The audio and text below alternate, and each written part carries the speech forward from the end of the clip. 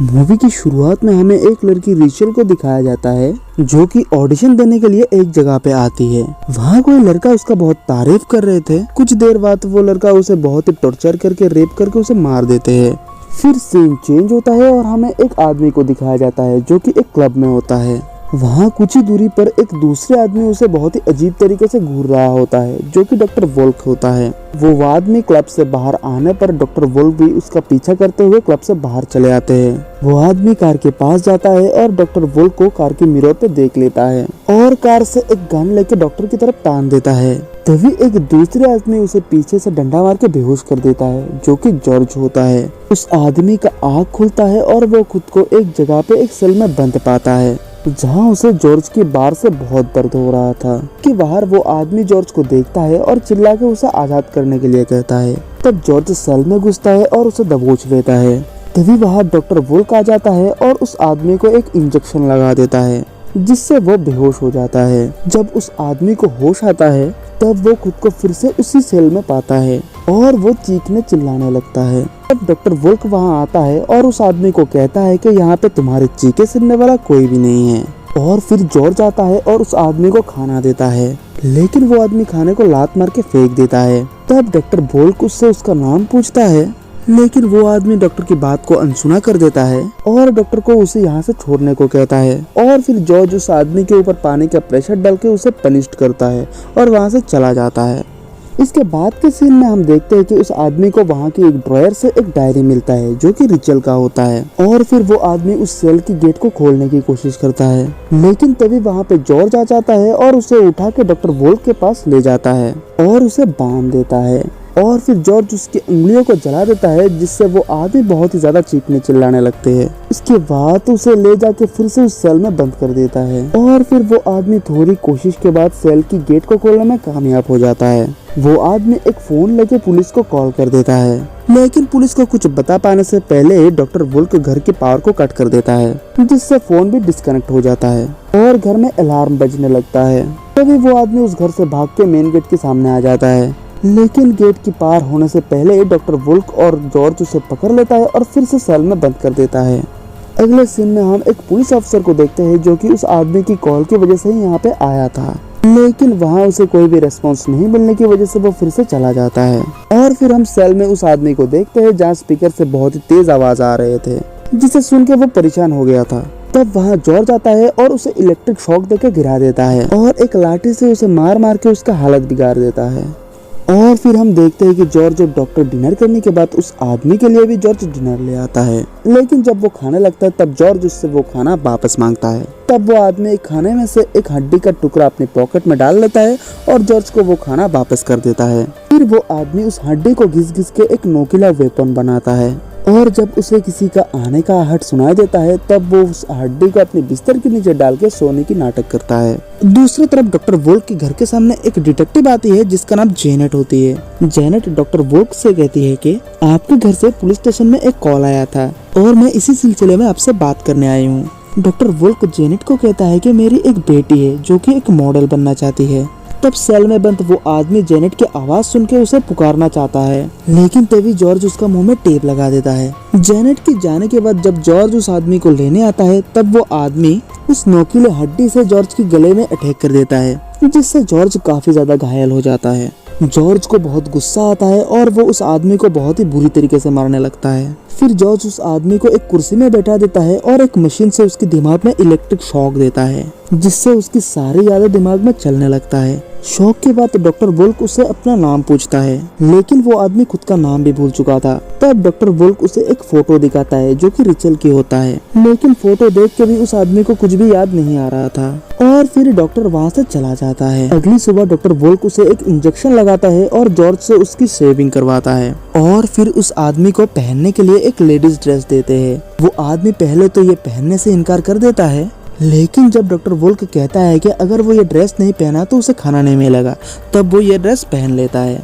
और फिर जॉर्ज उसके लिए खाना लेके आता है, लेकिन जॉर्ज उसकी तरफ बहुत ही अजीब तरीके से देख रहा था जिस वजह से उस आदमी को गुस्सा आ जाता है और वो खाना जॉर्ज के मुंह में फेंक देता है। फिर डॉक्टर वोल्क वहाँ आता है और उस आदमी को वैक्स कराने और नेल पॉलिश लगाने के लिए कहता है। और फिर डॉक्टर उस आदमी का ऑपरेशन करता है जहाँ उसके प्राइवेट पार्ट को काट लिया जाता है। ऑपरेशन की वजह से उसे काफी दर्द हो रहा था और उसे बहुत तेज बुखार भी हो जाता है, जिस वजह से डॉक्टर वोल्क उस आदमी को गेस्ट रूम में शिफ्ट करवाता है। दूसरी तरफ हम डिटेक्टिव जेनेट को देखते हैं जिसे कॉल में कोई रिचुअल के बारे में बताता है। तब जेनेट फिर से डॉक्टर वोल्क के घर जाते हैं, लेकिन डॉक्टर वोल्क जेनेट से मिलने से मना कर देते हैं। तब जेनेट कहती है कि अगली बार मैं वारंट के साथ आऊंगी, और तब डॉक्टर वोल्क गेट खोल देता है। जेनेट डॉक्टर को कहती है कि आपकी बेटी रिचल मॉडलिंग के साथ साथ कुछ गलत कामों में भी इन्वॉल्व थी, जिस वजह से वो मारी गई। तब डॉक्टर जेनेट से कहता है कि किसी अपने को खोने का गम दुनिया में सबसे ज्यादा होता है। तभी गेस्ट रूम में सोए हुए उस आदमी को होश आ जाता है और वो चीखने चिल्लाने लगते हैं,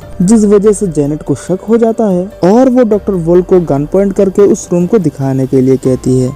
रूम में जेनेट उस आदमी को अधमरा देखता है और उसे रेस्क्यू करने की कोशिश करता है। तभी वो आदमी गिर जाता है और डॉक्टर वोल्क उसे रिचल के पुकारता है, जिसे सुन के जेनेट काफी शॉक्ड हो जाती है। तभी जॉर्ज जेनेट पे अटैक कर देती है और उसकी गन और फोन नीचे गिरा देती है। तो जेनेट वहाँ से भागने की कोशिश करता है, लेकिन जॉर्ज उसे पीछे से शूट करके मार देता है। और फिर जॉर्ज और डॉक्टर वोल्क मिलकर जेनेट को एक गार्डन में दफना देता है। फिर डॉक्टर वोल्क जेनेट के मोबाइल से एक ऑफिसर को टेक्स्ट करता है कि वो कुछ दिनों के लिए फ्लोरिडा जा रही है, और डॉक्टर जॉर्ज को जेनेट की कार की चाबी देके उस कार को ठिकाना लगाने कहते हैं और जेनेट की आईडी और बाकी सारे पेपर्स जला देता है।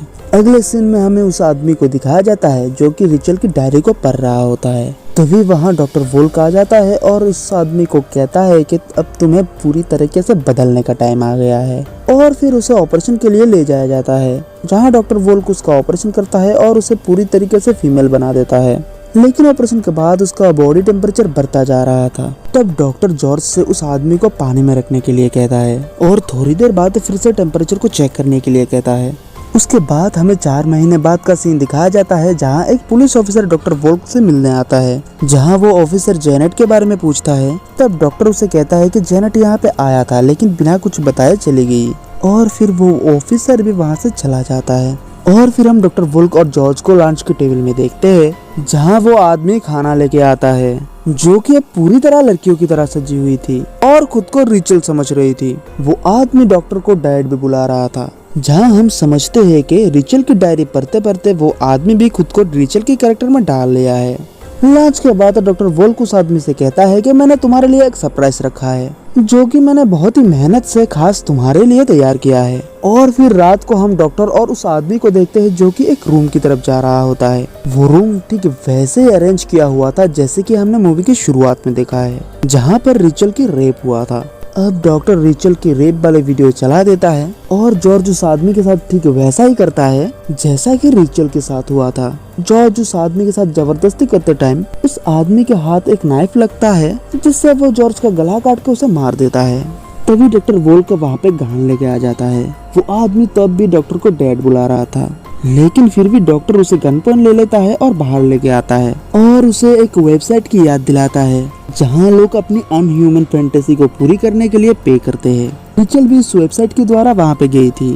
वो समझ रही थी कि वहाँ पे सब कुछ एक्ट इन होता है, लेकिन वहाँ पे बहुत ही ब्रूटली उसकी रेप किया गया था और सब कुछ वीडियो रिकॉर्ड करके वेबसाइट के क्लाइंट को बेचा गया था। तब उसे याद आता है कि वो वीडियो करने वाला और कोई नहीं बल्कि वो आदमी ही होता है, और इसलिए ही डॉक्टर वोल्क उसे पनिशमेंट देना चाहता था। उस आदमी को सब कुछ याद आने पर वो डॉक्टर वोल्क से माफी मांगता है, लेकिन डॉक्टर उसे माफी नहीं बल्कि मौत देना चाहता था। डॉक्टर वोल्क उसे कहता है कि तुम्हें पता भी है मेरी बेटी अभी जिंदा है, लेकिन उसकी दिमाग मर चुकी है, जिस वजह से वो अब मेरे साथ खाना भी नहीं खा सकती है। तुम्हें पता भी है किसी अपने को खोने का दर्द क्या होता है। ये बोल के डॉक्टर जब उसे मारने वाला होता है तब वो आदमी डॉक्टर की गान लेके उसे ही शूट कर देता है, और फिर वो आदमी ऊपर रिचल के रूम में चले जाते हैं। रिचल की ये हालत देख के उस आदमी को बहुत ही दुख होता है और वो रिचल को इस दर्द भरी जिंदगी से मुक्त कर देता है। हालांकि रिचल को मारते वक्त वो आदमी भी रो रहा था, और फिर वो आदमी रिचल की क्लिप को अपने बालों में सजा लेता है और पूरी तरीके से रिचल की कैरेक्टर को अपना लेता है, और यहीं पे ही इस मूवी का एंड हो जाता है। तो दोस्तों, अगर ये वीडियो आपको पसंद आए तो इस वीडियो को लाइक और चैनल को सब्सक्राइब कर दीजिए। मिलते हैं अगले वीडियो में। जय हिंद, जय भारत।